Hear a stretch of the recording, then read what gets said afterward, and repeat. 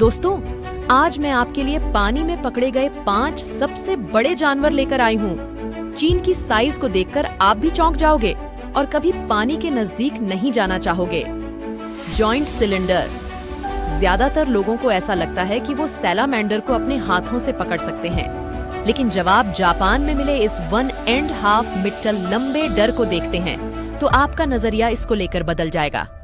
आप जापान के कई ऐसे इलाकों में देख सकते हो जो इंसानों की घनी आबादी रहती है। इनको ज्यादातर हॉट स्प्रिंग वाटर के पास रहना काफी ज्यादा पसंद है। वर्मगोई।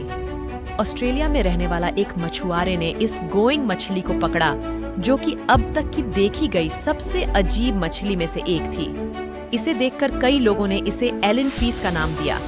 वैसे तो इस मछली ने किसी भी इंसान को कोई नुकसान नहीं पहुंचाया, जिसके कारण इसे फिर से कुछ फोटोज लेने के बाद पानी में छोड़ दिया गया।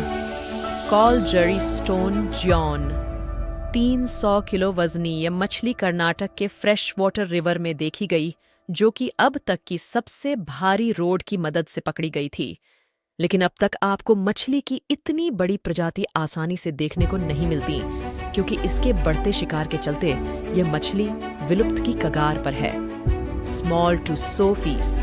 पहचान होती है जो मिलो दूर से ही पानी में मौजूद इंसान का पता लगा लेती है। इसीलिए अगर आपको कोई चोट लगती है तो गलती से भी पानी के नजदीक जाने के बारे में ना सोचिए। साइंटिस्ट स्टडी के अनुसार अगर आप इस मछली को छेड़ते हो तो आपको इसे कोई नहीं बचा सकता, क्योंकि यह मछली बिना किसी के अपने शिकार पर हमला कर देती है, गोलियां तो ग्रुप पर।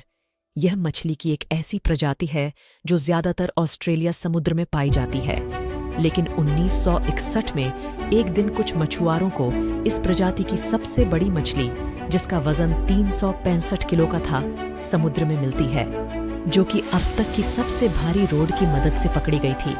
लेकिन अब तक आपको मछली की इतनी बड़ी प्रजाति आसानी से देखने को नहीं मिलती, क्योंकि इसके बढ़ते शिकार के चलते ये मछली विलुप्त की कगार पर है।